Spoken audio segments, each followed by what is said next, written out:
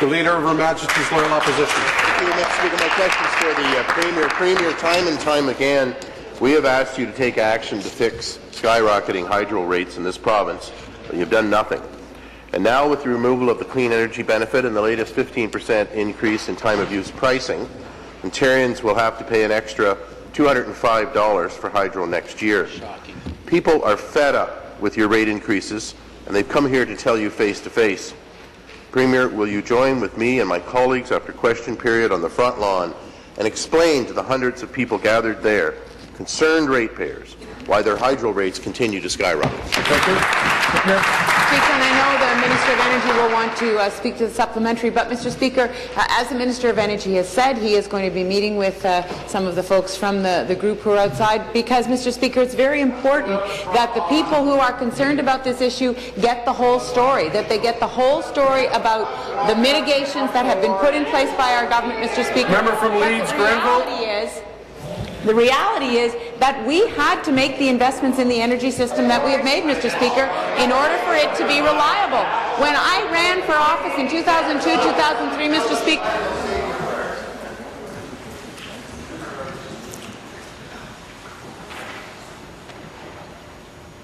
Oh, I wish I could find the one that said that.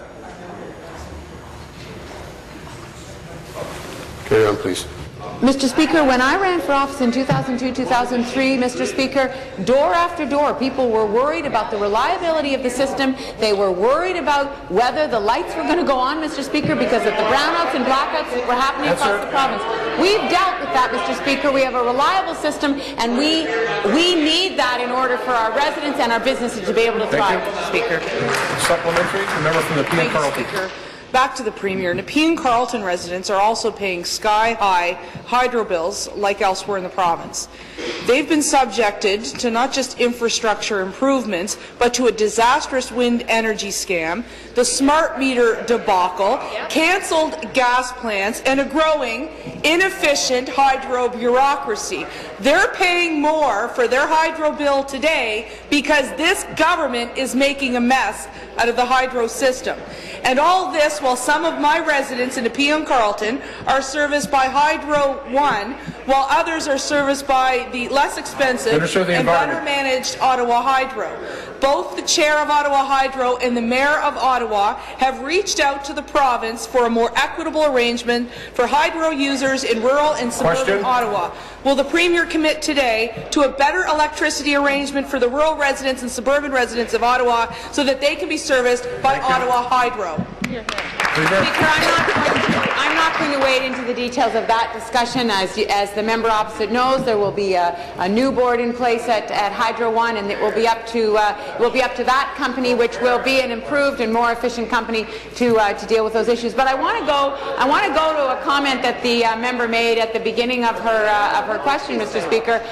She talked about her constituents being subjected to infrastructure improvements, Mr. Speaker. That is a very, very telling phrase, because what it says, Mr. Speaker, is that that party and the people across the floor don't believe in improving infrastructure, don't believe in making upgrades to the electricity system, Mr. Speaker. It's coming from both sides. But the member from Nepean Carleton asked the question. Come to order. It sounds to me like the member is challenging the chair. Would you like to do that? No, I was just challenging you. You're now challenging me. Carry on. The member opposite fundamentally believes that making the kinds of upgrades that were needed in the electricity system, investing in the infrastructure that is needed in this province, is not the way to go, and in fact it subjects the residents of this province, Ontarians, to some kind of hardship. We categorically reject that argument, Mr. Speaker. Supplementary, and final supplementary. You seated, please. You seated, please. Thank you. The member from Bruce Grey Owen Sound, final supplementary. Thank you, Mr. Speaker. To the Minister of Energy. Minister, as you're aware, long-term care operators across Ontario are facing major increases in their hydro bills. Nursing homes do not have sufficient ongoing funding to keep up with your skyrocketing electricity rates. As a result, service levels will decline, and the 100,000 vulnerable seniors housed there will suffer. Minister, will you stand in your place today and give assurance that you will fix your hydro mess and stop forcing seniors' homes to use CARE funding to offset the effect of your skyrocketing electricity rates? Unbelievable. Thank you, Premier. Minister of Energy.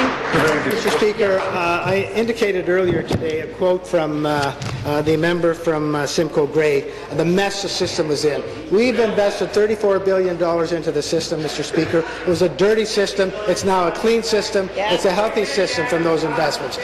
The system was not reliable. Member from Stormont. There were blackouts and brownouts across the province of Ontario under that administration, Mr. Speaker. We have a system that is clean. We have a system that is reliable as a result of those investments.